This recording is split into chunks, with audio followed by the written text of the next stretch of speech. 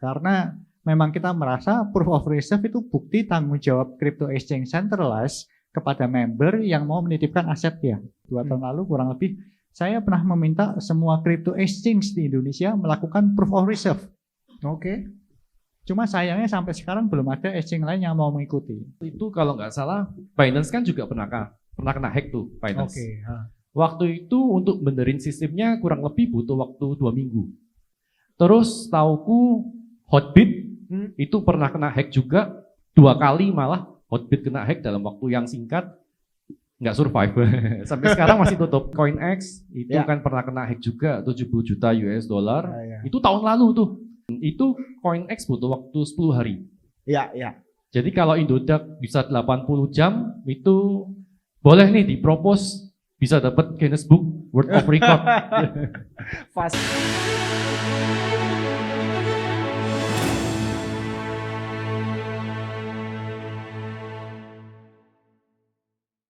Anyway, perkenalan sebelumnya, gue Andreas Tobing, ya, gue akan memandu di sini, berusaha yang terbaik untuk memandu sebagai moderator, dan gue di sini tidak sendiri, gue akan ditemani oleh 2 narasumber yang sangat-sangat luar biasa tentunya. Yang pertama, gue mau sambut, ini teman baik gue, ya, dia adalah seorang influencer juga, ya, seorang key opinion leader sangat terkenal. Dia di YouTube sangat-sangat besar dan gue yakin semua teman-teman udah tahu. Yang pertama gue mau sambut Bro Angga Anindata, mungkin boleh join the stage with me tonight. Yeah. Welcome to the stage. Silakan duduk. Dan yang kedua tentu ya ini apa ya, OG Indo lah. Semua orang udah tahu beliau siapa. Sepak terjangnya luar biasa banget. Kita tanpa berlama-lama langsung mau sambut Pak Oscar Darmawan selaku CEO dari Indodax sendiri. Dipersilakan Pak. Beri tepuk tangan dong teman-teman semua. Let's go. Oscar. Welcome Pak, silakan. Oke, kita duduk lah ya. Kita santai aja di sini ya. By the way, nanti at the end of the session bakal ada sesi tanya jawab. Jadi buat teman-teman yang punya pertanyaan silakan mau ditanyakan. Mau tanya meme coin favorit Pak Oscar juga boleh, prediksi harga Bitcoin, anything boleh ya, tapi tentu setelah kita mau bahas the first issue yang mau kita bahas dulu nih. Jadi gini, saya yakin semua teman-teman udah tahu ya, 11 September kemarin ini mungkin jadi satu hari yang, wah ini kayaknya semua teman-teman pasti deg-degan ya, deg-deg-ser, apalagi kalau aktif di Twitter baca isunya. Dan waktu itu kan langsung FUD-nya banyak banget ya, di-hack nominalnya aja simpang siur, penyebabnya simpang siur, terus alasannya simpang siur, sampai ada kan saya kalau saya boleh baca ya waktu itu beberapa alasan seperti money laundering lah, semualah udah aneh-aneh banget gitu. Nah, tapi tentu kali ini pertama kalinya Pak Oscar secara langsung akan bicara di tengah-tengah teman-teman semua di sini yang saya yakin user Indodax, teman-teman media, teman-teman KOL juga. Pak Oscar akan bercerita what was really happen back then. Silakan Pak Oscar. Apa sih yang sebenarnya terjadi waktu itu Pak? Thank you Robin. Jadi kalau kita bicara 11 September ya. Yes. Kalau kita di internal Indodax kita menyebutnya dengan case 9/11. Wah, bener juga. Ya. Oke. Karena case ini buat kita bisa dikatakan sesuatu yang mengagetkan ya. Karena kita serangannya kan bisa dikatakan ini adalah serangan kombinasi dari social hacking, malware, sehingga pada akhirnya membuat ada unauthorized wallet transfer. Oke. Ya, jadi bisa dikatakan salah satu dari staff kita, ya salah satu engineer kita itu ditawari pekerjaan. Oh, oke. Ditawari kerjaan. Jadi ditawari kerjaan, dia diminta untuk menyeting suatu server. Oke. Menyeting suatu server. Jadi sebagaimana ketahui ya, kalau sekarang zaman di mana semua orang kalau kerja di mana itu kan nulis di LinkedIn-nya. Iya. Ya, dia sebagai apa di Indodax, kan selalu semua orang nulis kan. Nah, orang yang kerja di kita ini, dia ditawari kerjaan dalam 1 jam berapa ribu $. Akhirnya orangnya tergoda untuk ngambil kerjaan freelance ini, ya. Kemudian dan dia berpikir kalau dia itu kan pakai laptopnya macOS. Jadi kalau di Indodax itu punya kebijakan semua laptop siapapun kerja di Indodax itu kita ngasih macOS. Semua Apple. Karena kita ngerasa produk Unix lebih aman untuk malware. Dan memang pada prakteknya jauh lebih aman. Hampir semua malware nggak bisa jalan di Mac. Ya. Jadi orang ini kerja pakai laptop kantor, dia nyalahin SOP-nya kantor sih. Ya, nyalain SOP-nya kantor, dia kerja freelance gitu. Kemudian ternyata ini cuma kedok kerjaan freelance ini. Cuma kedok karena ini dipakai untuk mensusupin laptop dia. Jadi orang yang nawari dia kerja itu menyuruh dia untuk menginstal sebuah software. Bahkan bukan menyuruh menginstal ya, mendownload sebuah file yang berhubungan dengan pekerjaan dia. Nah, di salah satu file itu ada malware yang dirancang khusus untuk menyerang macOS dia, yang kemudian malware inilah yang dipakai untuk menyerang servernya Indodax. Karena sebagaimana yang kita ketahui, engineer itu kan punya akses untuk ke server Indodax. Kadang-kadang kita butuh update, kadang butuh untuk deploy, lain sebagainya. Padahal engineer yang diserang ini engineer yang di hijack ini sebenarnya bukan engineer utama kita. Makanya dia punya aksesnya ke server yang bukan server utama. Nah, tapi dari server itulah yang kena exploit. Lama-lama malware-nya pindah dari satu server ke server lain. Pada akhirnya si hacker bisa melakukan unauthorized wallet transfer. I see, gitu guys. Paham lah ya kira-kira konteksnya. Nanti gue akan summarize lagi everything ya. Nah tapi gini, mungkin yang saya juga interest waktu itu siapa yang pertama kali notice mengenai hal ini gitu, bener-bener kayak notice, ada unauthorized transaction gitu. Dan waktu itu apa sih yang langsung tim Indodax lakukan gitu untuk nutupin ini semua gitu? Ya, jadi kalau kita bicara di Indodax tuh kita kan punya tim IT security. Ya, tim IT security ini yang pertama kali mendeteksi pada saat terjadi anomali. Nah, sebagaimana kita ketahui ya, crypto exchange itu kan walletnya dibagi 3. Cold wallet, warm wallet, sama hot wallet. Hot wallet ini yang otomatis. Semua crypto exchange hot walletnya pasti otomatis. Kalau user bisa send Bitcoin, send Ethereum secara cepat dalam 1 detik, 2 detik, itu pasti otomatis. Nah, sistem yang otomatis ini artinya walletnya kan otomatis dari server kan, private key-nya ada di server. Ya. Nah, waktu terjadi jam 4 pagi itu, tim IT security kita merasa ada anomali dari walletnya ini. Makanya dilakukan oleh Indodax yang pertama kali adalah langsung menutup withdrawal. Makanya teman-teman mungkin aware dari jam 4 sampai jam 7 itu nggak bisa withdraw karena kita tutup. Kita tutup maintenance.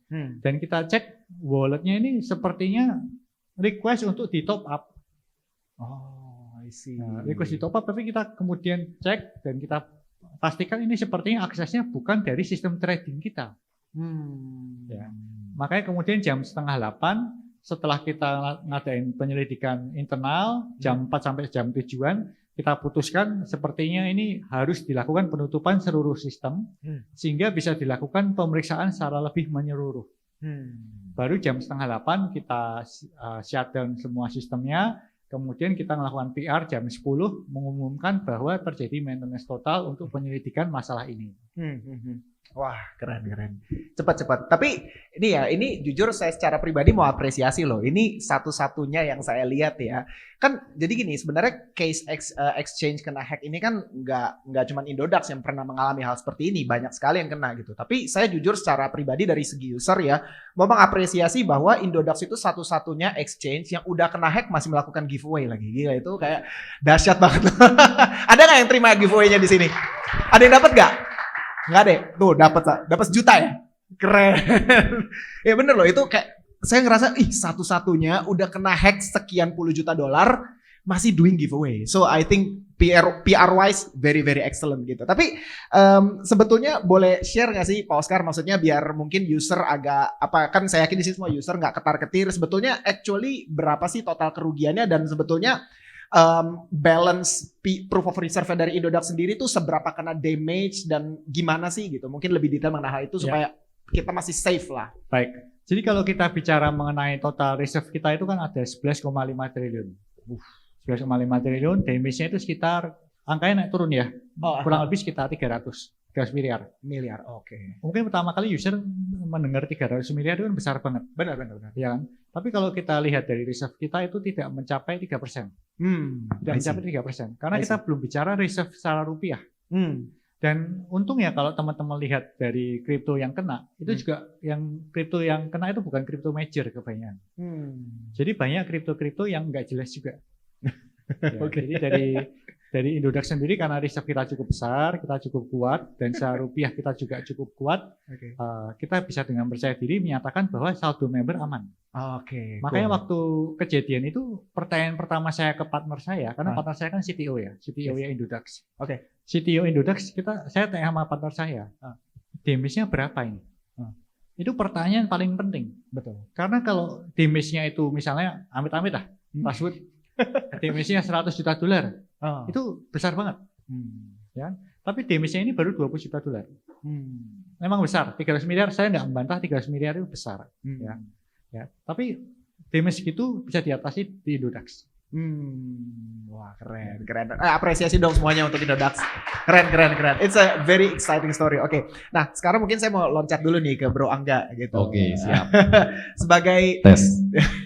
Sebagai mungkin tadi kan Pak Oscar udah cerita dari kacamata sebagai CEO, sebagai maksudnya representatif dari company Indodax sendiri gitu. Tapi mungkin Bro Angga gue lebih mau tanya dari perspektif retail lah. Kita kan sesama retail nih, sesama user gitu.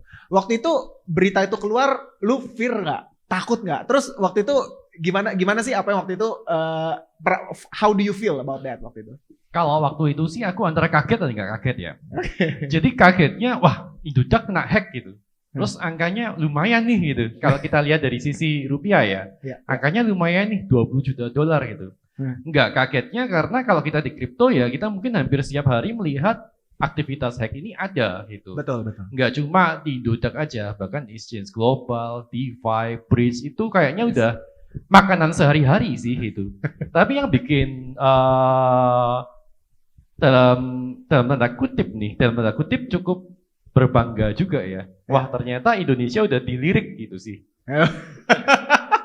Nah berarti adopsi kita boleh juga dong gitu. Berarti portfolio member Indonesia lumayan juga dong gitu sampai dilirik oleh global.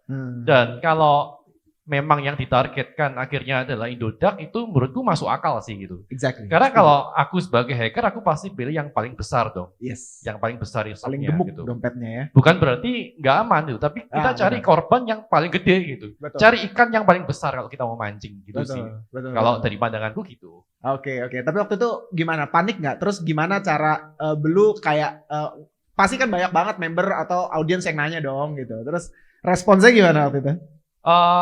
Seperti biasa ya, karena kan kita di kripto nih, semua transparan. Panik gaknya kita harus lihat dulu dong, walletnya Indodax ini proof of reserve-nya berapa, dan kayak yang tadi Pak Oscar bilang, damage-nya berapa gitu. Kalau waktu itu aku lihat ya, itu sekitar 400 juta US dollar lebih itu mungkin. 400 mil. Aku nggak hitung di sisi rupiahnya sih, nggak tahu itu berapa rupiah tuh nolnya, banyak banget. Dan damage-nya cuma sekian juta dolar tuh kecil banget gitu dari sisi hack gitu sih. Ya sih. Tapi gue interest karena waktu itu ya back then ya, gue inget banget ketika waktu itu beritanya rame di blow up di Twitter ya.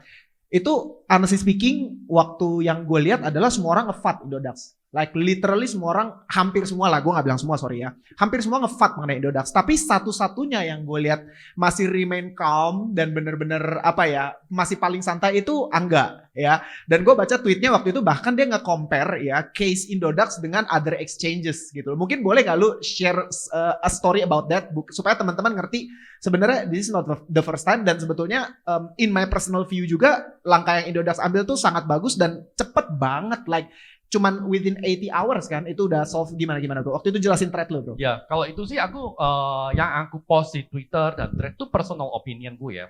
Dan aku secara personal aku nggak suka kalau ada FUD gitu. FUD boleh lah gitu. Kamu jelek-jelekin barang orang, produk orang boleh lah. Tapi you pakai data dong.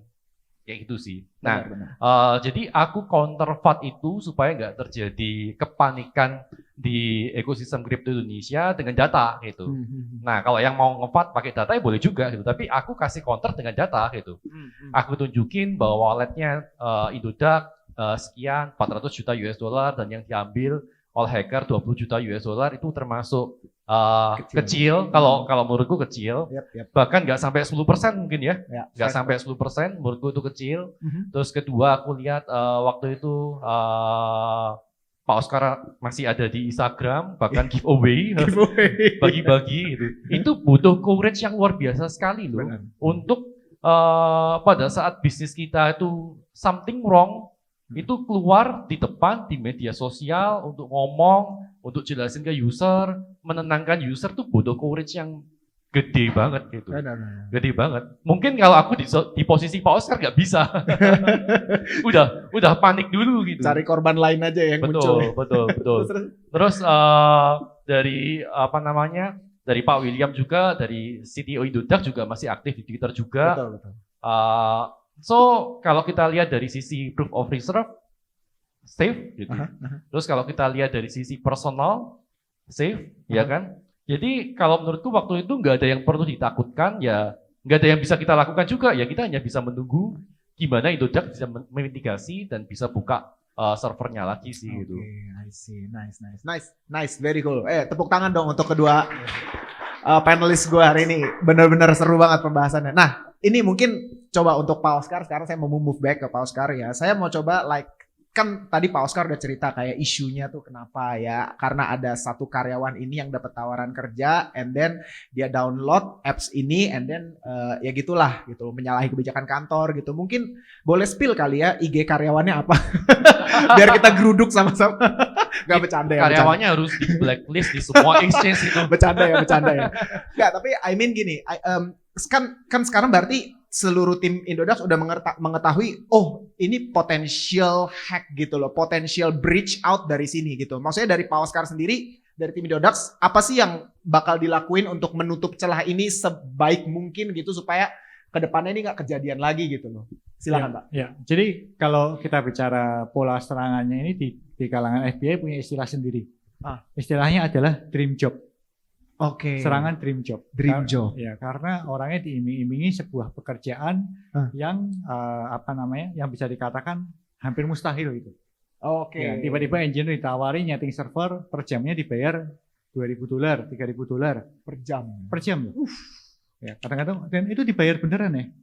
Udah dikasih bener. Itu dibayar beneran. Oh jadi, ya? Memang kalau hacker yang profesional itu ada modalnya. Oh, wow. Jadi bukan berarti diiming-imingi kemudian nggak dapat apa-apa ya. Udah ditransfer tuh ya? Memang ditransfer. Oh, I see. Jadi kalau memang dari sudut pandang engineer-nya, itu terasa seperti kerjaan freelance beneran. Oh, I see.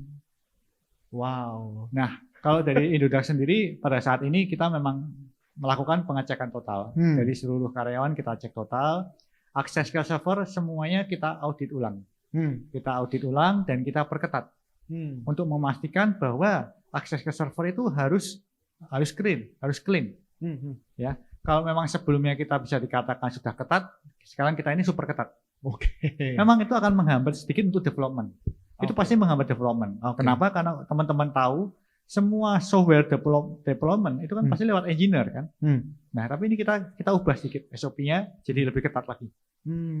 Ya, tapi karena pada dasarnya untuk mencegah hal buruk terjadi dan untuk melindungi supaya tidak terjadi lagi, ya kita ubah SOP totalnya.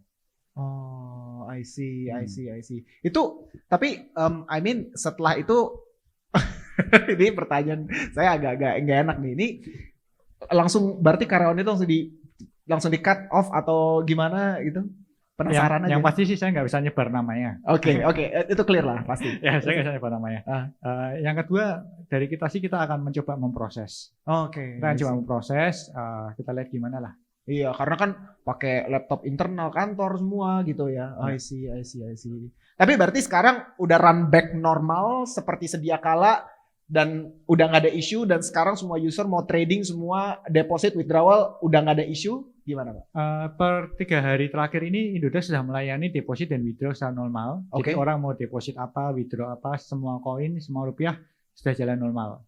Ya, itu satu hal. Yang kedua, kita melihat data di CoinGecko, sekarang kita kembali menjadi market leader nomor 1 di Indonesia. Wow. Untuk secara volume perdagangan kripto ya.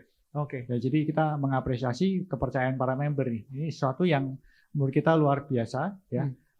Karena kita percaya dan kita tahu bahwa memang di Indonesia ini ada banyak crypto exchange. Yes. Ya, tapi untuk member mau tetap percaya kita dan mau trading di kita, itu perlu sebuah benar-benar rasa percaya pada kita. Dan itu yang ingin kita apresiasi sekali. Ya, dan kita akan berusaha menjawab kepercayaan itu. I see. Nah, tapi setelah kembali normal perdagangan, semua withdraw, waktu itu boleh share nggak sih yang terjadi itu? Apakah setelah trading open lagi gitu ya, itu langsung ada panic withdraw gitu, atau gimana sih cara Pak Oscar? Kan saya yakin pasti kan adalah pasti yang melakukan panic withdraw kan, langsung trustnya sempat hilang gitu. Tapi gimana sih cara Pak Oscar maksudnya untuk maintain itu semua gitu? Tentu kan salah satunya kita udah lihat ya, Pak Oscar udah melakukan giveaway ya untuk maintain sangat baik ini environment-nya gitu. Ada lagi nggak Pak Oscar strategi? Kalau dari kita ya, terus terang dengan melihat situasi di sosial media dan serangan banyak, saya nggak tahu dari member atau dari kompetitor atau dari siapa. Ya, dari kita memang waktu kita membuka withdrawal, kita itu menyiapkan di semua payment gateway kita top up saldo yang besar. Dengan apa? Karena kita tahu kalau memang terjadi panic withdrawal, kita harus make sure bahwa semua withdrawal terproses dengan baik.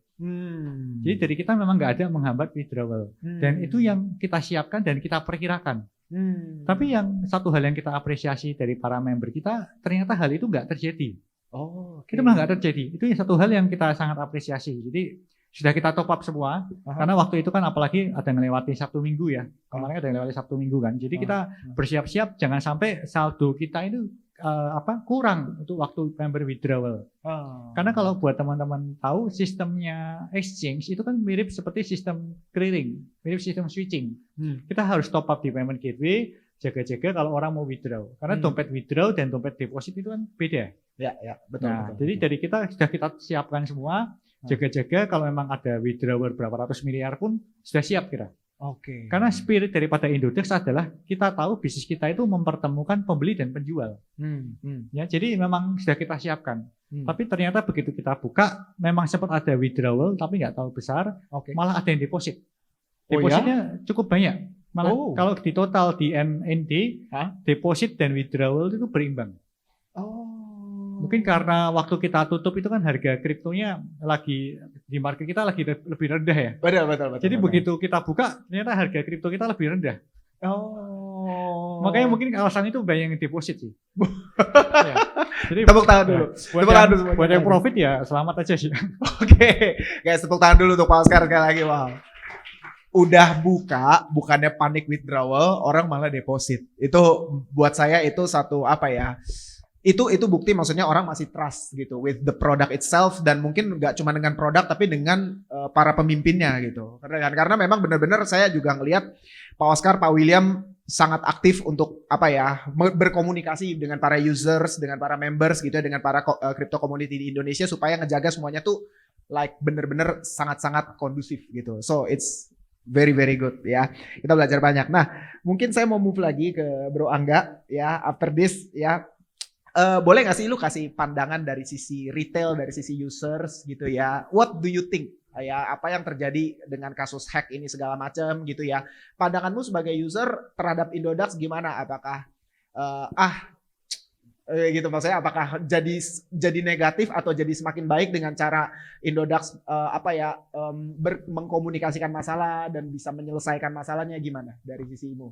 Kalau dari sisiku sih, pertama-tama cara mitigasi Indodax untuk mengatasi hack ini super keren banget. Karena bisa mengubah frame. Jadi frame-nya awalnya kan Indodax kena hack, ya kan? Tapi setelah Pak Oscar muncul di Instagram, frame-nya berubah. Benar. Pak Oscar bagi-bagi duit. Itu sih. Benar.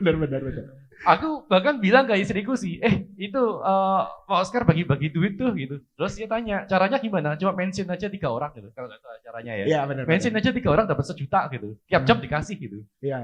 Jadi frame-nya itu udah berubah. Positioning-nya itu udah berubah sih di benak orang. Lupa sama ke hack-nya. Jadi benar. Sementara di back end developer bisa Indodax bisa sibuk benerin yang ada di back end, si user nggak takut dan frame-nya udah shifting gitu sih. Aku rasa itu mitigasi resiko yang sangat kreatif, nggak pernah ada di exchange lain dan sangat efektif. Betul. Kalau aku apresiasi banget untuk strategi itu, keren banget sih. Dan hanya dipikirkan dalam jangka waktu Mungkin 1-2 jam. 1-2 jam. Mungkin. Benar. Itu nggak bisa semua orang sih gitu. Iya, untuk mikirin cara kreatif itu nggak. Itu out of the box banget kan. Out of the box itu gitu. Banget. Karena saya ingat Pak Oscar itu langsung mention di Instagramnya itu jam 10 atau jam 11 pagi gitu kan. Langsung bikin video mengenai giveaway-nya itu. Benar ya kalau saya nggak salah ya? Ya betul. Karena sebenarnya saya sudah bangun dari jam 4 itu. Oh. Ya, itu jadi, gara-gara case itu diteleponin atau gimana? betul. Jadi kalau di Indodax dalam case tertentu semua direksi itu dibangunkan. Oh. Ya, jadi semua direksi Indodax itu sudah standby, kita sudah meeting dari jam 4 dan kita sudah tahu apa yang terjadi. Oh. Ya, jadi memang di Indodax kita ada mitigasi plan. Oke. Ya, tapi memang rencana giveaway itu rencana yang dipikirkan dalam 1-2 jam sih. Ya, karena saya ingin membantu para trader, kan lagi nggak trading nih. Ya, jadi ya. ada kesibukan apa nih kira-kira? Ya. Perlu kita mengapresiasi para trader, ya kita invite dengan giveaway. Keren. Total yang dibagikan kalau saya tidak salah tuh 240 something juta ya. Berarti kira-kira 80 jam sampai case itu solve. Yes. Iya kan kira-kira seperti itu ya. Itu menurut Pak Oscar angka yang worth it, layak untuk di-share ke user atau sebetulnya gimana itu? Atau sebenarnya prediksi Pak Oscar tuh 24 jam kelar dan ini over budget gitu ya. Terus terang kalau kita bicara secara kasus hack ya. Secara kasus hack itu mungkin ini Angga bisa cerita lebih. Ini iya benar. Tapi saya kira kemarin kita tuh sudah kita berpikir kalau Indodax mungkin bisa maintenance lebih lama. Oh, oke. Bisa lebih lama karena kalau kita bicara statistik 80 jam exchange bisa hidup kembali setelah hack itu hampir nggak mungkin. Betul. Hampir nggak mungkin. Jadi kita kemarin sudah mensiagakan standby lebih lama, tapi saya apresiasi pada engineer Indodax sampai pada nggak tidur semua. Benar-benar mereka tidur dengan sangat minimal dan itu semua dilakukan di kantor. Wow. Dilakukan di kantor, kita full engineer semua kerja untuk memastikan memulihkan sistem secepat mungkin. Ya. Makanya yang terjadi kita bisa up dalam 80 jam. Ya. Itu tercepat sih. Ya. If I'm not mistaken itu tercepat, betul ya Bro Angga ya? Mungkin bisa cerita similar case-nya. Yes. Jadi kalau ya ada nih yang nge-komen di thread atau Twitter ya. Ini Indodax udah tutup 1 hari. Indodax udah tutup 2 hari. Scam gitu katanya. Ya, kalau nggak salah waktu itu aku jawab, kalau Indodax bisa mitigasi resiko ini bisa buka lagi less than a week, kurang dari seminggu, Indodax layak dapat Guinness Book sih. Jadi dari kejadian ini Indodax termasuk yang mengatasi paling cepat gitu. Hanya 80 jam ya kalau nggak salah ya. 80 jam. 80 jam udah bisa. Sorry. Tes. Oke. Tapi kalau misalnya aku lanjutin dulu, sorry. Oh, enggak apa-apa. Soalnya similar case kalau misalnya di exchange lain yang pernah Bro Angga pelajari itu apa ya, took much longer daripada 80 jam kan ya. Mungkin ada nggak sih recent case yang terjadi itu dari mana? Betul. Jadi 2019 itu kalau nggak salah Binance kan juga pernah kena hack tuh Binance. Waktu itu untuk benerin sistemnya kurang lebih butuh waktu 2 minggu. Nah teman-teman bisa cek aja di Google di 2019 Binance juga pernah kena hack. Itu 2 minggu. Terus tauku Hotbit itu pernah kena hack juga 2 kali, malah Hotbit kena hack dalam waktu yang singkat. Nggak survive sampai sekarang masih tutup. Dan kebetulan saya punya porto di sana. Jadi dulu saya main micin-micin gitu sih, yang benar-benar micin banget gitu. Di cycle yang lalu sih. Terus kemudian CoinEx itu kan pernah kena hack juga 70 juta US dollar. Itu tahun lalu tuh. Tahun lalu waktu acara token juga ya. Iya. Right after token lah ya. Atau sebelum ya kira-kira deket-deket lah. Itu CoinEx butuh waktu 10 hari. Iya. Jadi kalau Indodax bisa 80 jam itu boleh nih dipropose bisa dapat Guinness Book World of Record.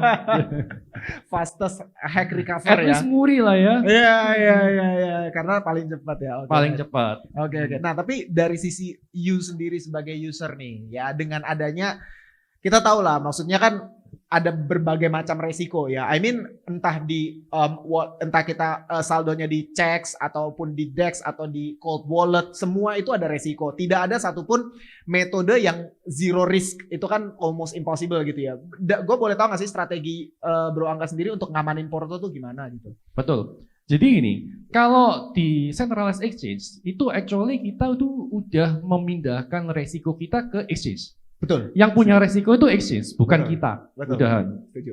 Yang punya resiko exchange. Jadi kalau misalkan kita nitipin aset ke Indodax, yang punya resiko itu Indodax gitu. Dan setauku exchange itu nggak ada keuntungan apapun kalau dia hold aset kita. Jadi malah jadi beban sih itu. Actually benernya kalau kita naruh aset kita di exchange. Dan actually itu kita sedang mengkustodikan aset kita ke pihak lain kan. Betul. Nah kalau di kustodian kan pasti ada biaya. Di Ya. exchange nggak ada biaya. Sampai hari ini nggak ada biaya. Jadi Kalau aku pun sampai hari ini sih masih boleh dibilang 80% masih di exchange. Oke. Karena ya itu aku juga memindahkan resikoku ke exchange gitu. Karena pada saat ada kejadian seperti ini yang pusing adalah exchange. Benar. Nah, gimana dengan self custodial? Nah, self custodial kalau teman-teman nggak punya skillnya untuk ngamanin asetnya sendiri, ya bisa juga kena hack gitu. Karena saya juga pernah kena hack gitu. Bulan Maret 2020. Oke. Bulan Maret 2022. Oke. Saya kena hack total 20.000 US dollar Oh, di lumayan. satu wallet saya. Oke. Terus itu Dan sampai hari ini nggak tahu tuh masuknya dari mana tuh hacker. Nah, waktu itu case saya sih seed phrase saya kena leak sih. Mungkin istri bro ditawarin kerja kali. Mungkin ya. Terus download aplikasi juga. Terus Mungkin. Nah, karena kalau self custodial kita nggak punya skill untuk self custody, ya kita juga bisa jadi korban. Karena udah yakin kalau aktivitas digital kita udah bersih gitu. Udah yakinkah kalau kita pakai aplikasinya asli semua, bukan bajakan gitu.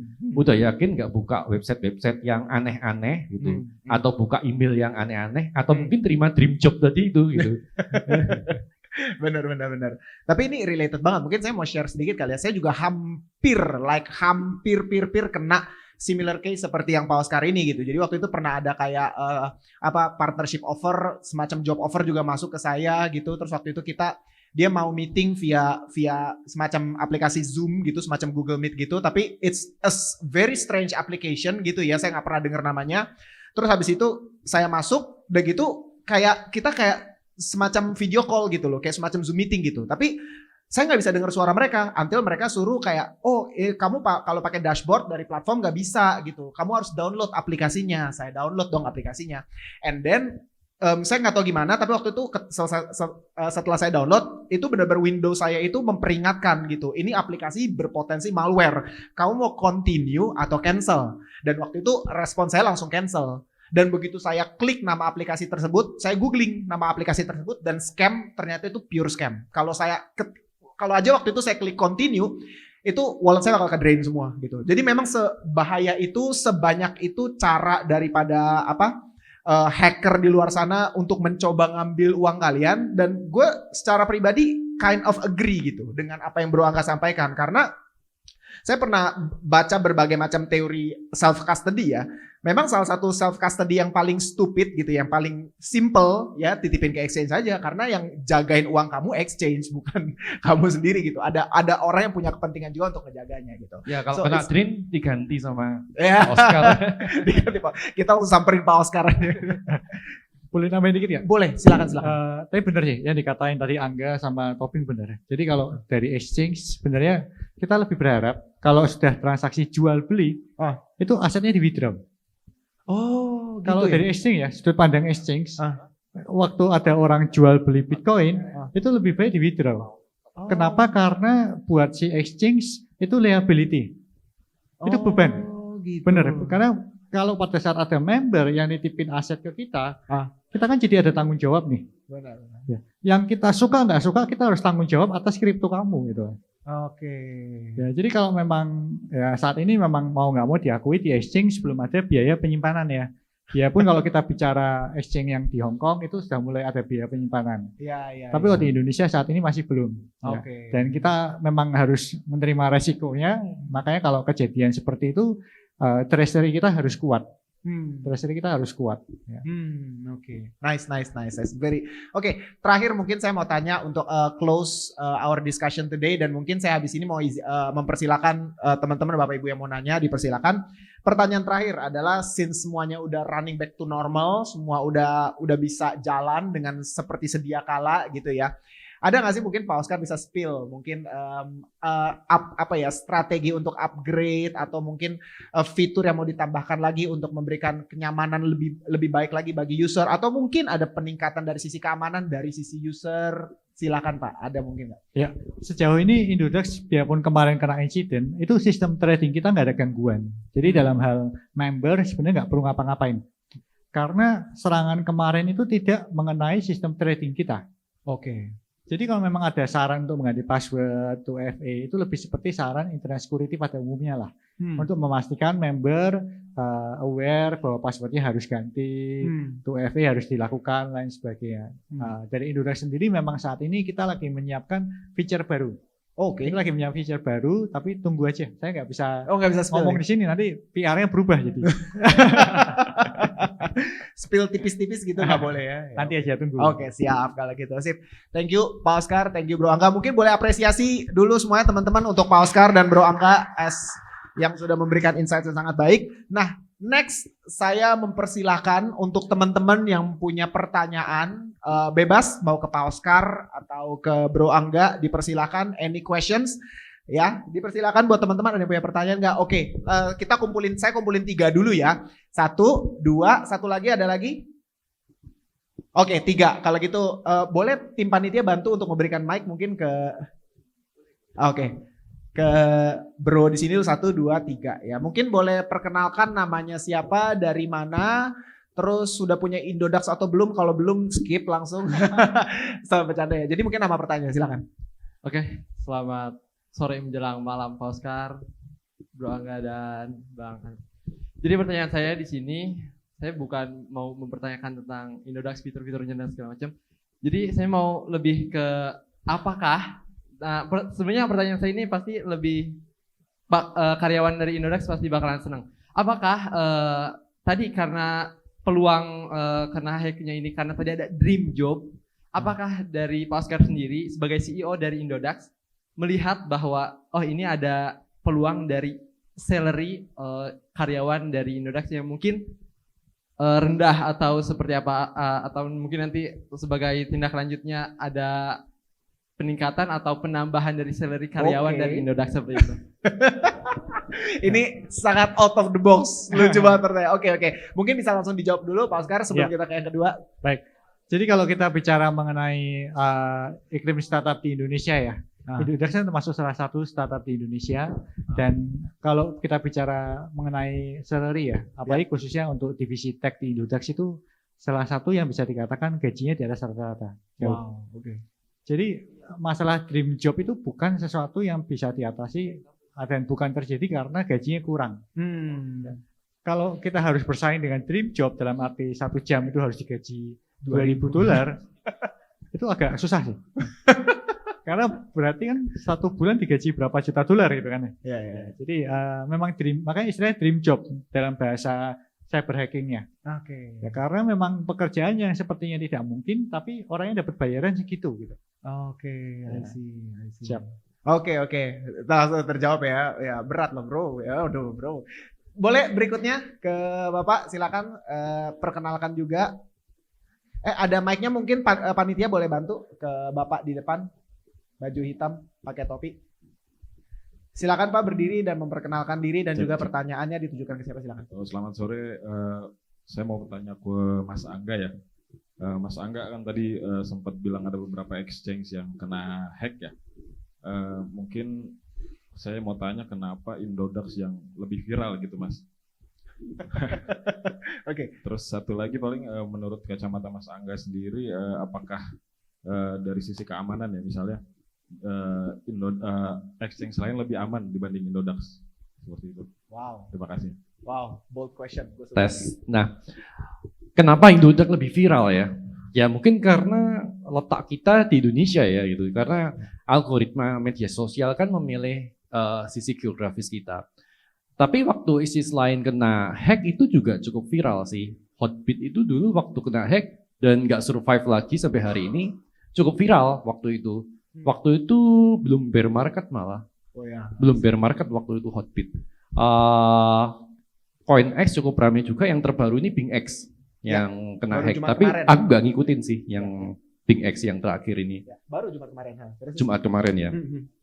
Jadi kalau kenapa lebih viralnya Indodax juga karena geografis dan juga mungkin ada beberapa orang yang dalam tanda kutip ngefutin ya. Ngefutin. Nah, makanya saya perlu netralisir di sisi user untuk kasih data-data yang berdasarkan fakta gitu, bukan berdasarkan food atau opini kayak gitu sih. Nah, terus yang pertanyaan kedua tadi, apakah ISIS lain aman, lebih aman daripada Indodax?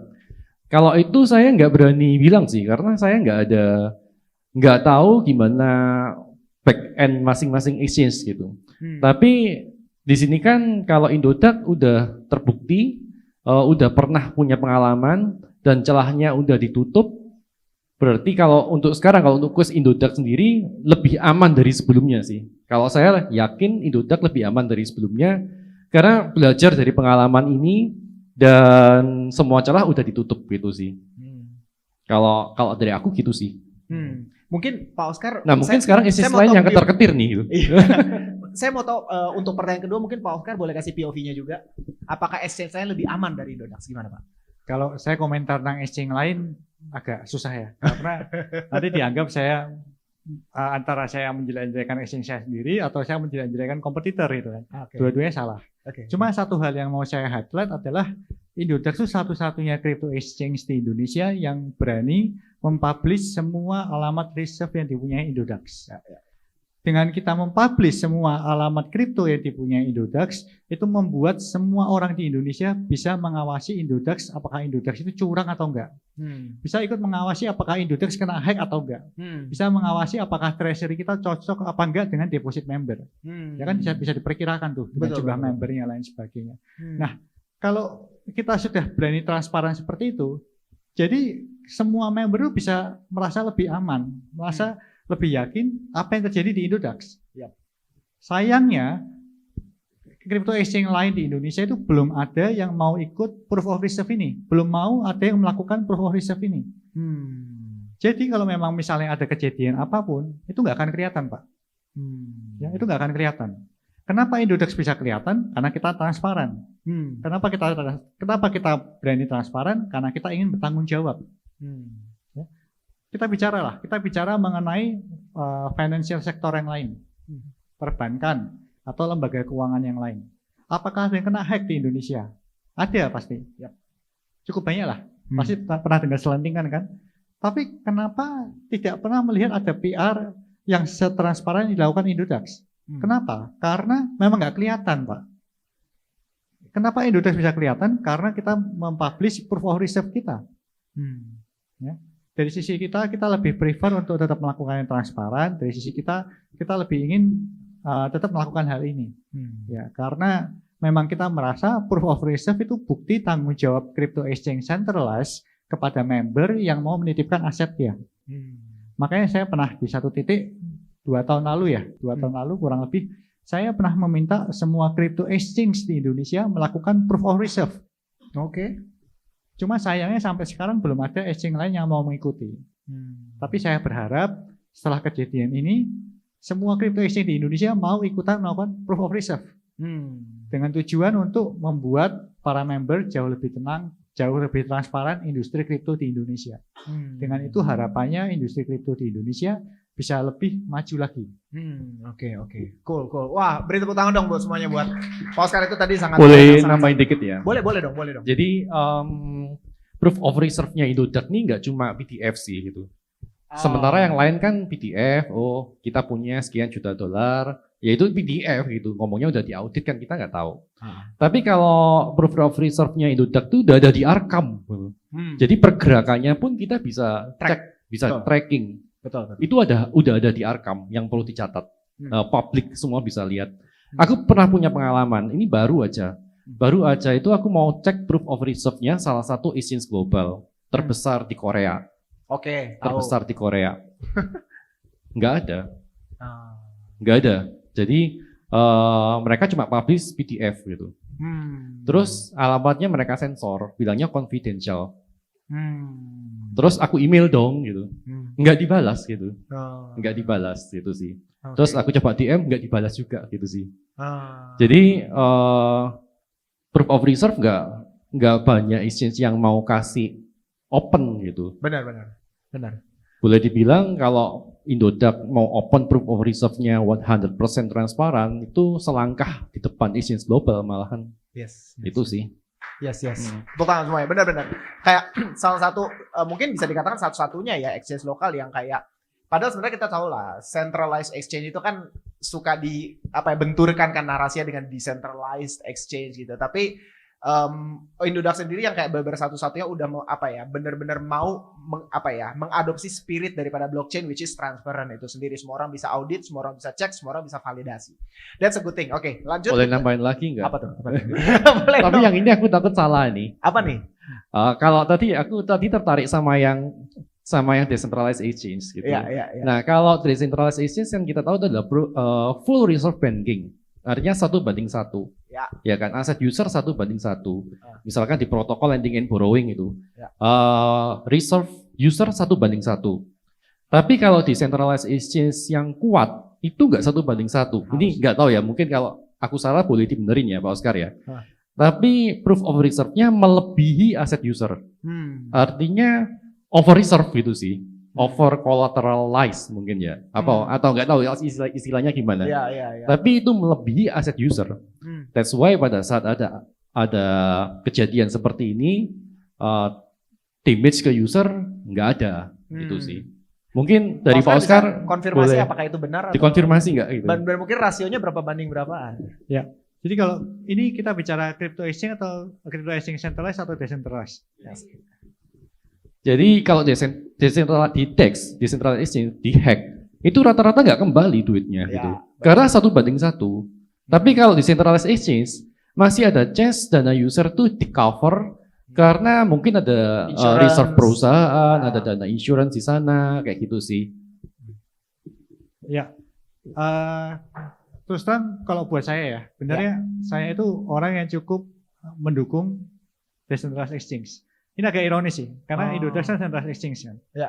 Tapi saya dari dulu cukup mendukung visi blockchain untuk decentralized. Oke. Ya, tapi memang nggak bisa dibantah.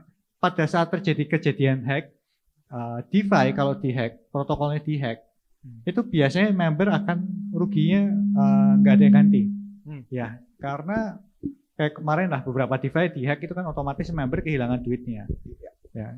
Lalu kenapa kalau centralized exchange hal itu nggak terjadi? Ya, seperti yang dikatakan Angga, memang kalau crypto exchange centralized itu pasti ada reserve perusahaan yang dipakai untuk berjaga-jaga apabila terjadi sesuatu. Itu yang pertama. Yang kedua, kalau kita bicara centralized exchange, kita itu dipaksa regulator, kita itu dipaksa oleh pemerintah untuk memastikan perusahaan ini berjalan dengan baik. Jadi pada saat terjadi apapun, itu ada pemerintah yang bantu mengawasi. Yang ketiga, ya, kalau kita bicara centralized exchange ya, itu juga tergantung dari siapa dan bagaimana manajemennya.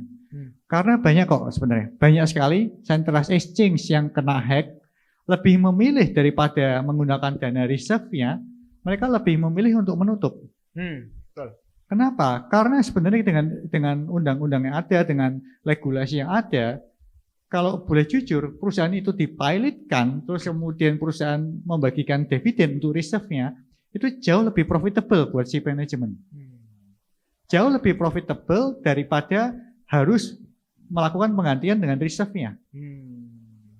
Makanya itu sangat tergantung kepada manajemen yang menjalankan perusahaan. Ya, bukannya membela diri ya. Tapi memang sebenarnya kalau kita pandang secara kejadian kemarin, kalau kita menutup mata, regulasi di Indonesia biarpun tahu lain sebagainya, kita nggak ngelakuin apapun, dari sisi saya aman kok terusan. Hmm. Ya, karena regulasinya tidak mengatur sedemikian gitu. Wow. Tapi saya percaya satu hal bahwa integritas itu sesuatu yang penting. Nah, nama baik itu sesuatu yang penting. Ya. Dan itu jauh lebih mahal daripada sekedar 300 miliar rupiah. Ya. Saya percaya bahwa itu suatu tanggung jawab yang harus kita bereskan dan kita harus memastikan bahwa member kita mendapatkan haknya 100%. Wow, keren. Beri tepuk tangan dong buat Pak Oscar. It's a very bold statement. Keren. Oke, mungkin saya mau move on. Kita lanjut ke penanya ketiga. Tadi Bapak, saya ingat, silahkan. Nama saya Nanang dari mncsindonews.com, dari MNC Portal Indonesia. Terkait trust tadi dikatakan Pak Oscar dan Mas Angga tadi. Mungkin gini, tadi kan sudah dikatakan terkait trust tadi, keamanan sudah dijelaskan semuanya. Nah ini terkait regulasinya Pak, terkait regulasinya nantinya dari Bapepti ke OJK ini kan mau rencananya kan tahun depan ya mau dipindah ke OJK. Ini dari segi keamanan, kemudian trust ini apakah nanti kemudian ada peningkatan? Terus apa saja nanti yang diatur ketika Bapepti ke OJK gitu? Ada perubahan aturan apa nanti akan meningkatkan trust dari cryptocurrency ini, apa nanti seperti apa? Lalu apa yang dari Indodax butuhkan dari regulasi ke depan untuk mata uang digital? Terus yang kedua terkait bridge. Terkait bridge ini kan juga ini akan ada KTT di Rusia dan mereka rencananya akan membangun sistem mata uang digital. Bagaimana sejauh ini terkait bridge ini di mata Indodax? Apakah nanti bridge ini jika membangun sistem mata uang digitalnya apakah akan meningkatkan kripto secara globally gitu dan akan meninggalkan dolar bersama-sama gitu. Tapi dari sistem bridge ini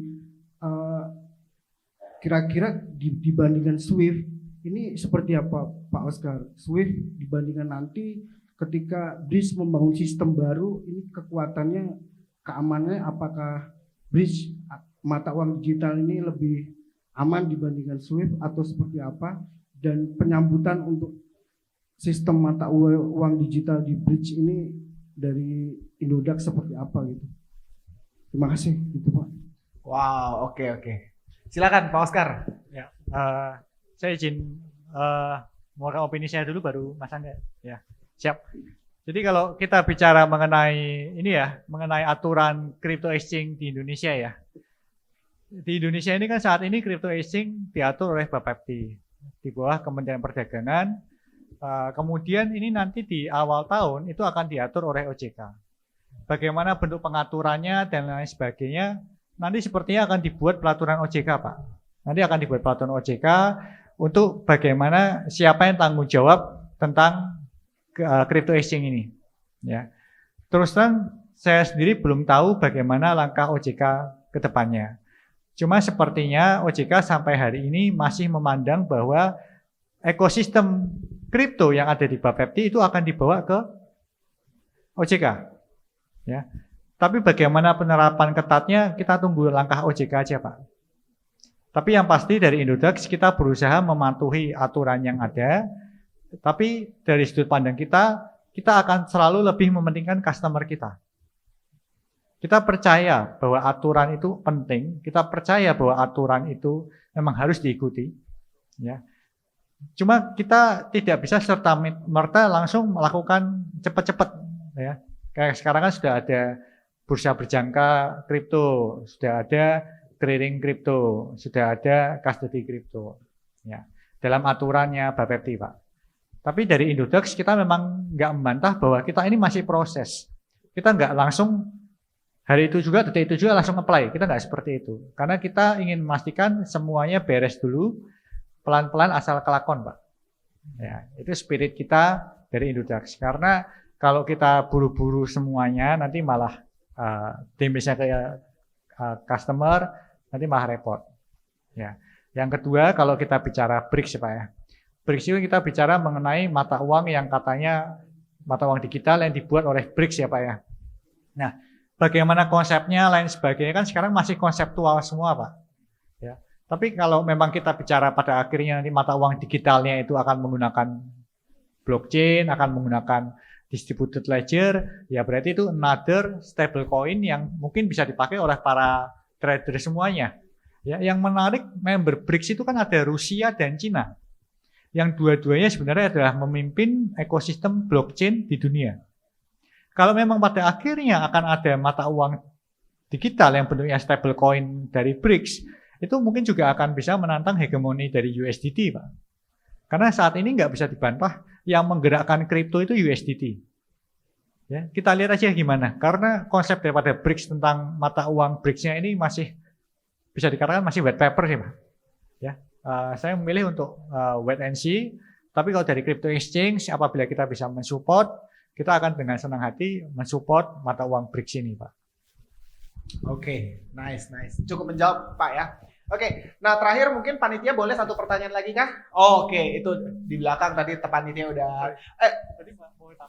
Oh, sebentar. Oke, bentar. Ini Bro Angga mau sedikit menambahkan poin pertanyaannya. Ya, kalau ini sih opini pribadi saya ya. Tentang regulasi ini kan kita masih berbenah.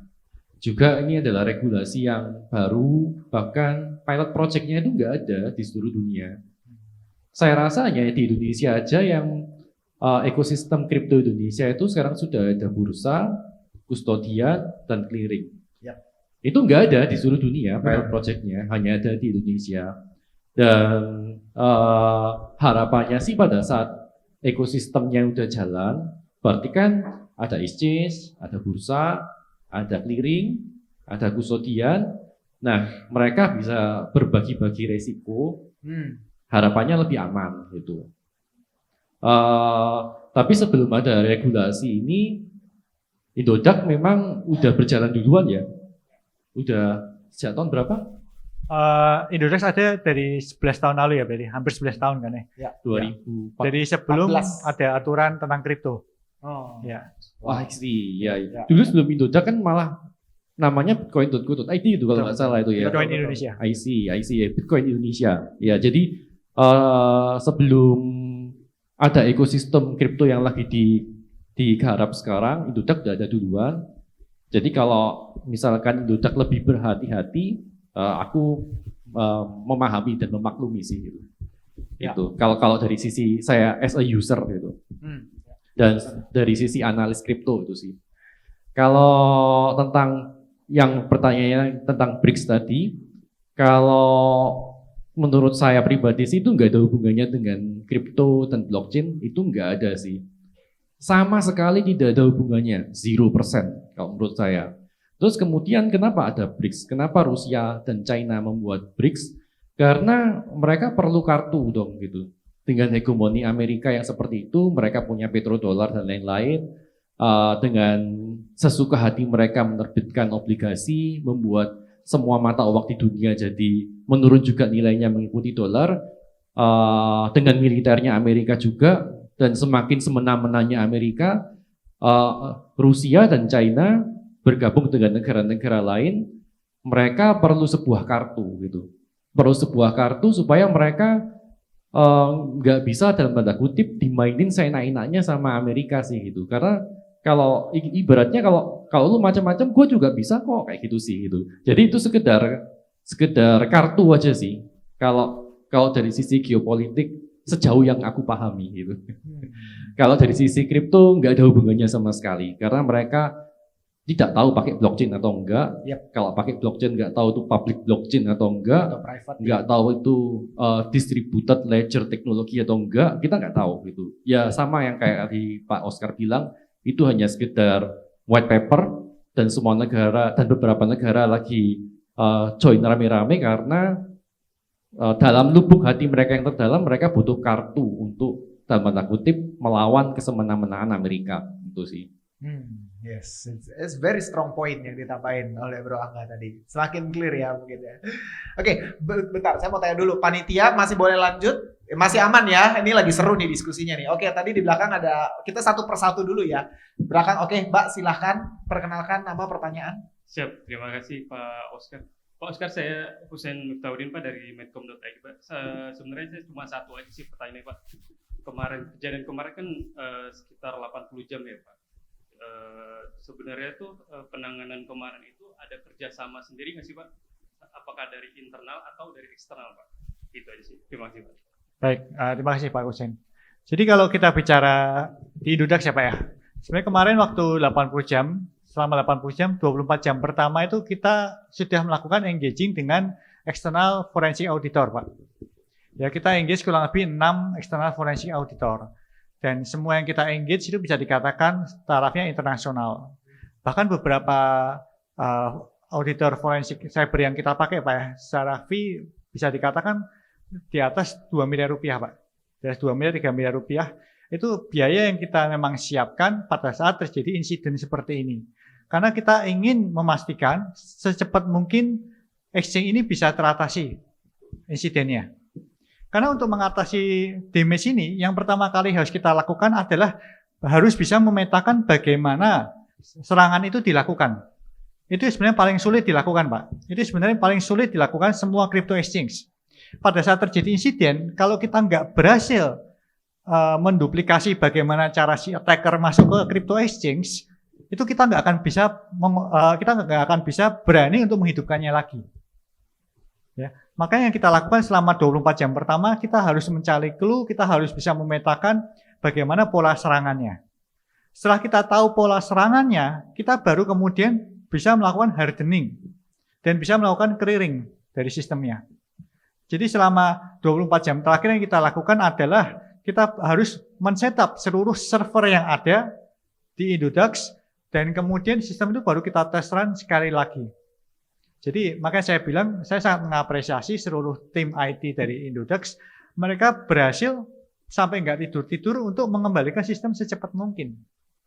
Ya, kalau saya mungkin masih bisa istirahat berapa jam, tapi banyak tim IT kita kemarin benar-benar berusaha untuk meminimalkan waktu istirahatnya.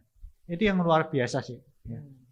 Karena untuk mencapai 80 jam itu sebenarnya sesuatu yang menurut kita sendiri kita nggak nyangka bisa secepat itu, Pak. Ya, kita juga terima kasih lah ke eksternal cyber auditor yang kita pakai, forensik yang kita pakai. Cuma karena satu hal lain sebagainya kita memang nggak diperbolehkan menyebutkan nama, Pak. Ya, emang standarnya seperti itu. Keren, oke. Menjawab Pak Husain ya. Oke, mungkin panitia boleh lagi beberapa pertanyaan, maksimal berapa? Maksimal berapa lagi? Saya mesti 2 pertanyaan lagi. Oke. Halo, aku Rahmat Hidayat dari komunitas kripto. Dari peristiwa ini kan kita belajar Pak bahwa saat ini Indodax satu-satunya yang proof of reserve dan bisa bangkit dalam 80 jam itu hal yang luar biasa dan memberikan kepercayaan kan untuk kita. Jadi senang banget untuk kita pengguna kripto terutama yang pakai crypto exchange melakukan hal ini. Tapi kan seperti yang Pak Oscar bilang beberapa saat lagi akan ada peralihan. Kalau yang saya baca dari white papernya 70% kripto itu harus disimpan di ICC nantinya kan ya Pak gitu kan. Nah, dan untuk ICC sendiri kan Indodax setahu saya ICC perusahaan private ya Pak dan yang punya sahamnya cuma 1 kalau nggak salah gitu kan, anggota nggak punya saham. Jadi gimana Pak Indodax biar punya suara untuk kita sebagai konsumen itu sebenarnya bisa yakin Pak sama ICC, sedangkan untuk secara security-nya kita nggak tahu seperti apa gitu kan, sebagai anggota juga mesti taruh di sana dipaksa sama regulasinya gitu Pak. How do we make sure dan kita sebagai konsumen tahu ICC itu bakalan proof of reserve, kita sebagai konsumen bisa mewakilin, dan kemudian juga mereka punya sistem keamanan yang bagus saat sebenarnya anggota juga nggak bisa ngomong apa-apa karena bukan pemegang saham. Thank you Pak. Ya, terima kasih. Ini pertanyaan menarik ya. Cuma sebenarnya buat saya pribadi menjawab pertanyaan ini sangat beresiko. Terus sangat beresiko. Kenapa? Karena ini seperti menjedokkan saya dengan SRO gitu. Ya, karena tapi saya akan coba jawab ya. Saya akan coba jawab dengan sangat berhati-hati. Ya. Jadi kalau kita bicara peraturan Bapepti yang ada, yang dibawa, peraturan Bapepti kan membagi aturannya menjadi 4. bursa berjangka kripto yang sekarang ditunjuk adalah CFX. Ya, nanti di bursa berjangka ini dia akan mengawasi dan mencatat transaksi. Jadi nanti semua crypto exchange di dalam negeri nanti akan dicatat transaksinya dari berapa besar hari ini, besok berapa besar, diawasi ya. Dan kemudian oleh pengawasan itu nanti semua crypto exchange di Indonesia akan dipungut biaya tambahan 0,04%. Ya, jadi itu bukan biaya dari Indodax. Saat ini Indodax juga diminta untuk mendaftar. Nanti ke depannya teman-teman yang trading di Indonesia akan dikenakan biaya 0,04% oleh bursa berjangka CFX ini. Ya. Yang kedua, ke depannya nanti akan semua uang rupiah, sudah disampaikan ke Bro Angga tadi, semua uang rupiah diminta oleh regulator untuk dititipkan ke KKI sebagai clearing. Ya, Indodax karena kita sebagai perusahaan Indonesia, tentunya kita harus tunduk pada pemerintah.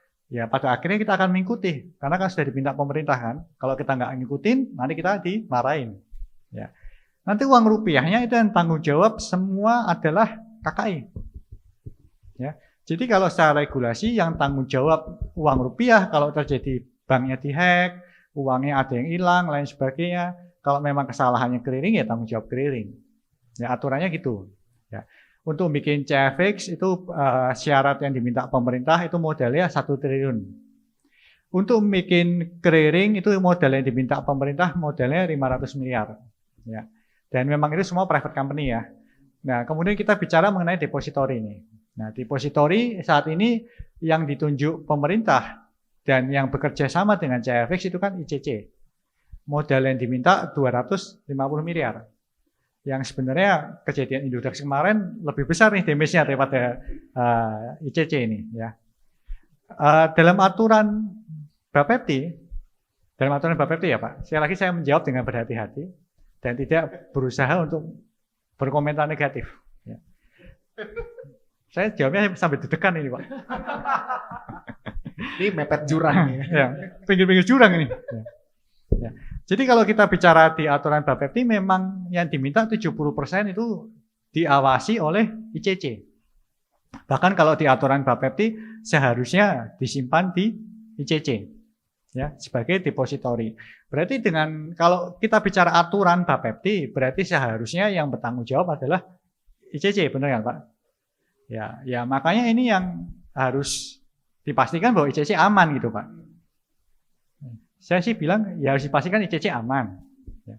Pada saat sekarang karena Indodax itu berhati-hati untuk comply dengan aturan yang ada di pemerintah, ya makanya kejadian insiden kemarin Indodax menjamin 100% semuanya aman, aset member aman Pak.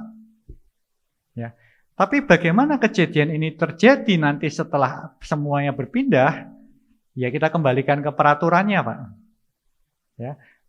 Kalau memang ada trader kripto yang keberatan dengan aturan ini, ya bisa tanya ke Bapepti, bisa tanya ke OJK, bisa tanya ke ICC, ya, karena memang itu private company.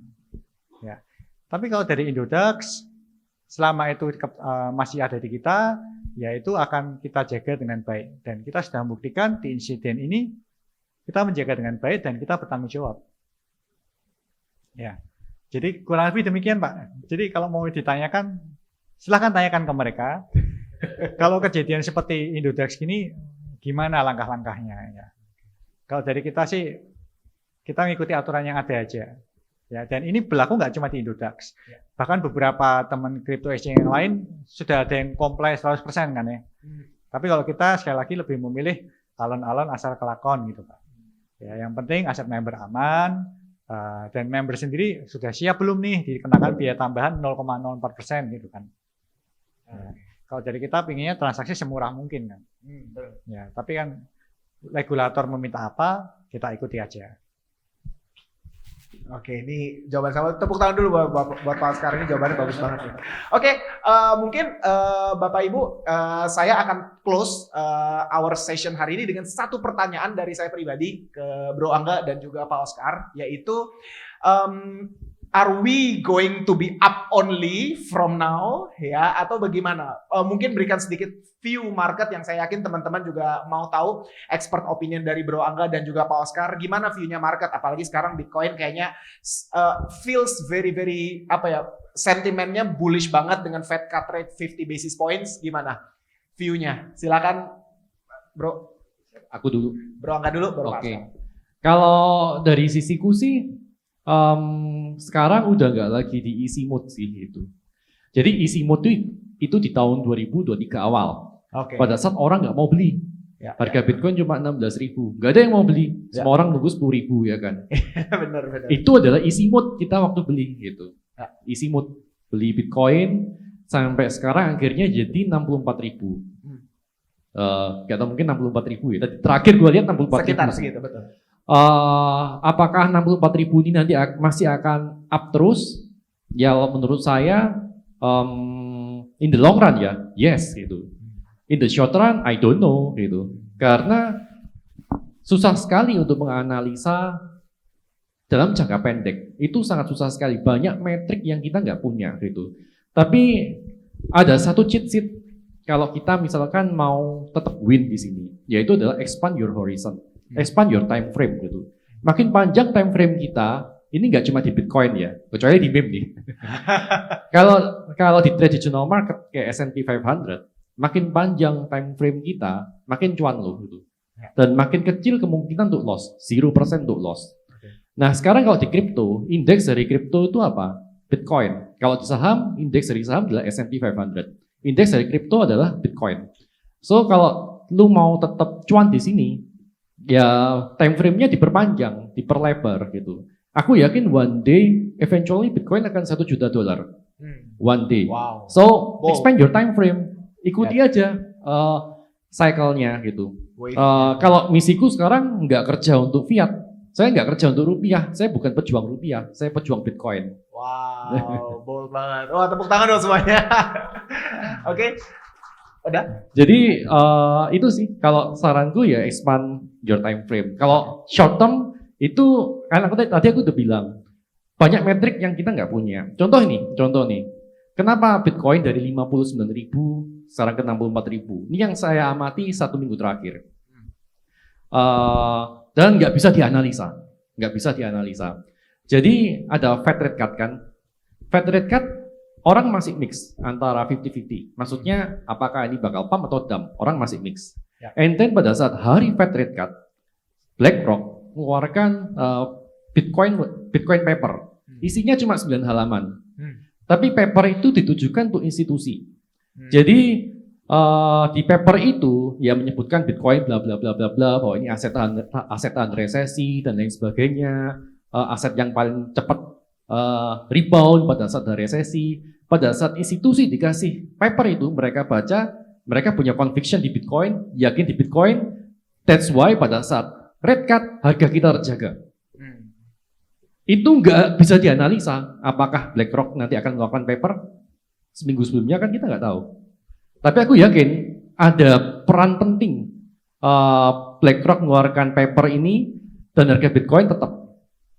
Nah, terus kemudian 3 hari setelahnya itu aku sempat bangun pagi-pagi dan baca dan kaget. ETF optionnya udah terbit dan disetujui oleh SEC. Padahal sebelumnya itu nggak ada narasi tentang option ini, kayaknya kecil banget deh. Tapi dengan adanya option ETF yang terbit, itu berarti orang atau investor nggak perlu untuk jual Bitcoin, mereka bisa hedging. That's why outflow Bitcoin bisa dijaga. Terus kemudian kira-kira kemarin Kamala bilang dia akan mendukung aset kripto dan Bitcoin gitu. Otomatis kita naik ke 64.000 sekarang. Itu nggak bisa dianalisa, actually gitu. Nah karena nggak bisa dianalisa, daripada pusing ya expand your time frame itu sih. Nah kalau dari aku begitu. Nice. Ini very good opinion. Next, Pak Oscar sebagai orang yang sudah jauh lebih panjang perjalanannya gimana, Pak? Ya. Jadi kalau kita lihat secara time frame yang lebih panjang ya, setuju sama Bro Angga. Yang menarik itu kalau kita bicara halving ya, efek kegangguan likuiditas supply dari Bitcoin itu selalu terjadi after halving. 6 bulan setelah halving. Itu baru mulai akan terasa terdampak efeknya. Which is kapan? Sekarang. Sekarang adalah 6 bulan after halving. Itu karena efek semua future kontraknya itu mulai tidak lagi karena sudah berefek dari halvingnya ini, ya. Kalau kemarin-kemarin itu masih bisa dijaga karena supply-nya lain sebagainya, ada hedging-nya lain sebagainya. Tapi after 6 months ini kita bisa benar-benar melihat gangguan daripada supply Bitcoin yang makin sedikit dari hasil mining. Ya, maka kalau kita perhatikan 4 tahun lalu atau 4 tahun sebelumnya lagi, selalu 6 bulan setelah halving itu mulai ada lonjakan harga. Itu yang pertama.